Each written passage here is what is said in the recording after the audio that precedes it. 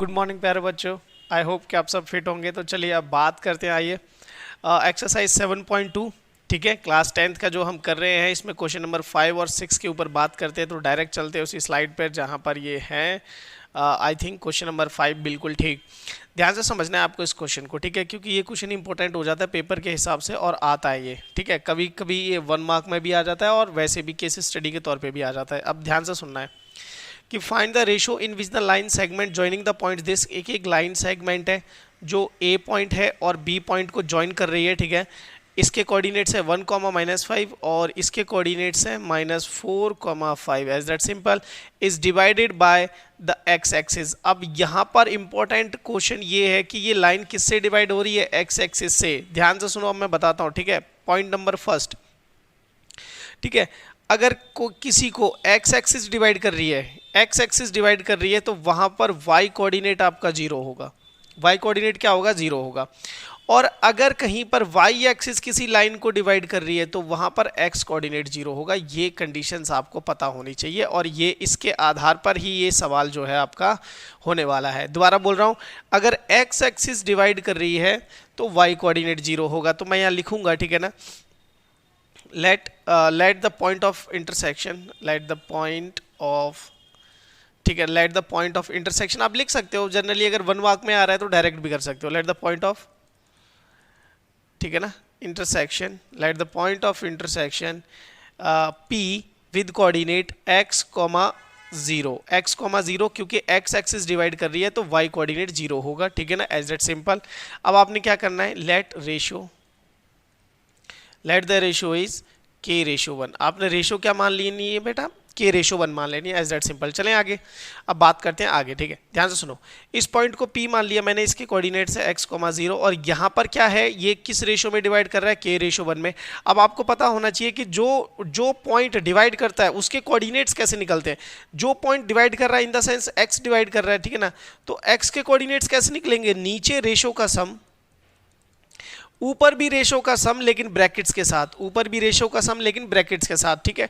और यहां पर क्योंकि x का कोऑर्डिनेट निकाल रहे हैं तो x2 यहां पर आएगा, that is -4, clear, as that simple. और यहां पर आएगा आपका 1 क्योंकि वो होता है x1, ठीक है, एज दैट सिंपल। चलिए अब आगे बात करते हैं। यहां पर अगर आप सॉल्व करोगे तो देखो यहाँ पे 2 वेरिएबल है ना, तो आपको x पता ना ही आपको k की वैल्यू पता, क्लियर। तो नीचे आप इसको ऐसे ही रहने देंगे। अब आएंगे आप y कोऑर्डिनेट के लिए। तो y कोऑर्डिनेट के लिए जब आप लिखोगे तो ध्यान से समझना, नीचे क्या हो जाएगा? रेशो का सम हो जाएगा, एज दैट सिंपल। ऊपर भी क्या हो जाएगा? रेशो का सम हो जाएगा लेकिन ब्रैकेट के साथ होगा, और क्लियर, ब्रैकेट के साथ। तो यहां पर k की वैल्यू क्या आ जाएगी? k के साथ कौन आएगा? y2 आएगा। k के साथ कौन आएगा? y2, और y2 है कितना आपके पास? 5 है, एज ए सिंपल। और y1 कितना है आपके पास? -5 है। अब देखो, क्योंकि x एक्सिस डिवाइड कर रही है तो जो पॉइंट डिवाइड कर रहा है उसका y कोऑर्डिनेट क्या हो जाएगा? 0। तो ये हो जाएगा 0, comes out to be 5k -5, as that simple. नीचे आ जाएगा k+1। कोई दिक्कत यहां तक नहीं होनी चाहिए।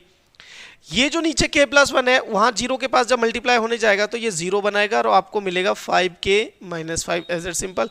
-5 इस साइड जाएगा तो +5 बनाएगा और यहाँ पर हो जाएगा 5k। तो k की वैल्यू कितनी आ जाएगी भाई? 5/5 comes out to be k, और k की वैल्यू कितनी आ जाएगी? 1। k की वैल्यू कितनी आ जाएगी? 1।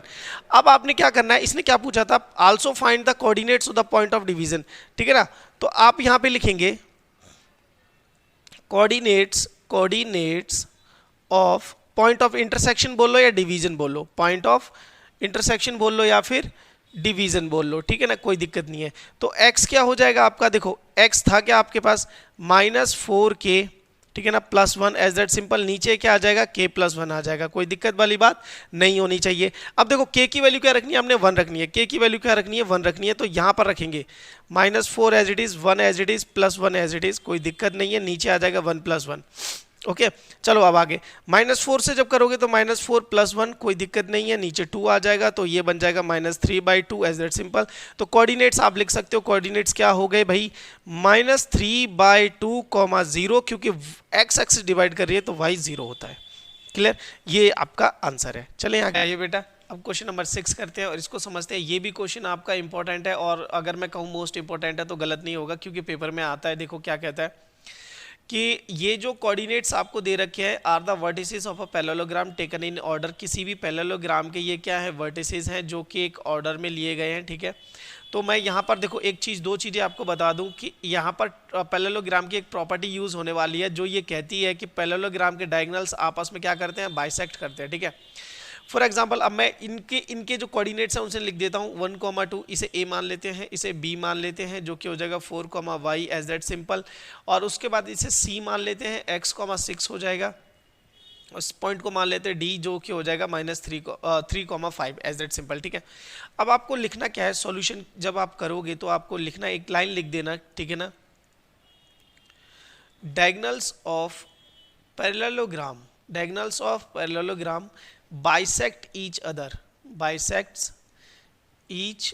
ठीक है ना, कि ये क्या करते हैं, एक दूसरे को बाइसेक्ट करते हैं एज दैट सिंपल। अब देखो होगा क्या, अगर मान के चलो ये ओ पॉइंट पे बाइसेक्ट कर रहे हैं तो मिड पॉइंट ऑफ AC, ठीक है ना, मिड पॉइंट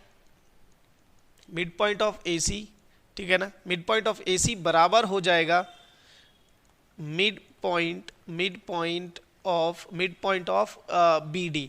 अगर ये बराबर है तो इनके कोऑर्डिनेट्स भी बराबर हो जाएंगे, ठीक है। तो आप लिख सकते हो coordinate of O, coordinates of O by AC आपके बराबर होंगे coordinates of O by BD। किससे बराबर होंगे, BD से बराबर होंगे। अब हम एक एक करके इनके कोऑर्डिनेट्स निकाल लेते हैं।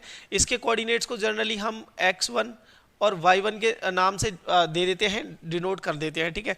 तो देखो जब हम यहाँ पे निकालेंगे ना तो यहाँ पर x1 कैसे निकलेगा, ठीक है। अच्छा अगर ये मिड पॉइंट है तो रेशो क्या होगी भाई, रेशो होगी 1:1, ठीक है। रेशो क्या होगी 1:1, तो 1 + 1 हो गया, यहाँ पर 1 हो गया, +1 यहाँ पर हो गया एज दैट सिंपल। यहाँ पर कौन आएगा, x2 जो कि है हमारा x, और x1 कौन है, AC से निकाल रहे हैं ना, तो x2 कौन हो जाएगा हमारा x, और x1 कौन हो जाएगा हमारा 1। तो यहाँ पे आ जाएगा x और यहाँ पर आ जाएगा 1 आपका एज दैट सिंपल। तो जब इसे फर्दर थोड़ा सा सॉल्व कर लोगे तो आपको क्या मिलने वाला है, ये मिलेगा x + 1/2 एज दैट सिंपल।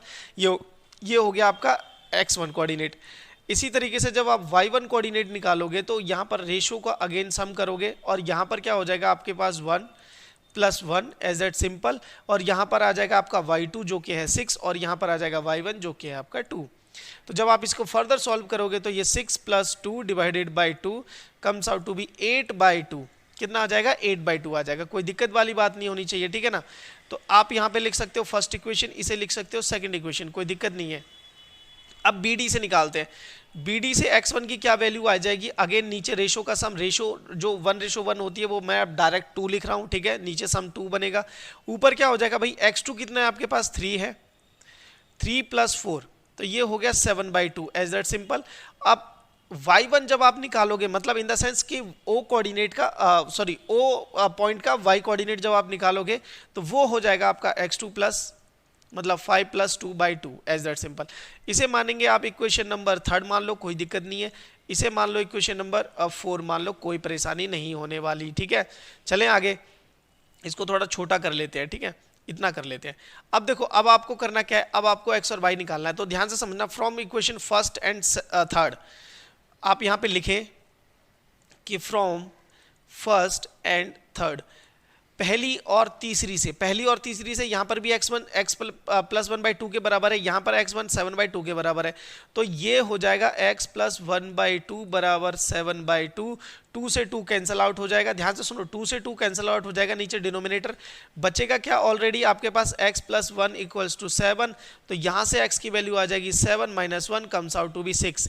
तो x की क्या वैल्यू आ गई बेटा 6, x की क्या वैल्यू आ गई 6 एज दैट सिंपल। हमारा पहला जो है पार्ट कर दिया हमने, ठीक है। अब आप आ जाओ यहाँ पर, from equation second and fourth से यहाँ पर y1 की वैल्यू क्या है भाई 8/2। यहाँ पर y1 की वैल्यू क्या है 5 + y/2। 2 से 2 कैंसिल आउट हो गया, यहाँ पे बचा 8, यहाँ पर कितना बचेगा 8 और ये 5 इधर आके माइनस हो जाएगा, comes out to be y। तो यहाँ पर मिलेगा आपको 5 = y। कोई दिक्कत वाली बात, सॉरी यहाँ पर 5 से सब्ट्रैक्ट करोगे तो आपको 3 मिलेगा, ठीक है ना। 5 था ना ऊपर, कितना था 5 था, है ना, 5 से माइनस करेंगे, 5 से अगर माइनस करेंगे तो यहाँ पे कितना मिलेगा आपको बेटा, यहाँ मिलने वाला है आपको 3, कितना मिलने वाला है 3, एज दैट सिंपल। यहाँ पर कितना मिलेगा 3 मिलेगा, और यही आपके कोऑर्डिनेट्स हो गए। ठीक है, पहला कोऑर्डिनेट्स आया आपका x आया 6 और y आया, y की वैल्यू कितनी आ गई 3, यही आपको फाइंड करने थे x and y। I hope ये क्वेश्चन समझ में आया होगा, थोड़ा ज़्यादा एलोबरेट मैंने कर दिया है, बट आप इसको स्टेप्स को रिड्यूस करके भी अपने आप तरीके से कर सकते हो। ठीक है, चलिए फिर नेक्स्ट में मिलेंगे, till then take care, bye.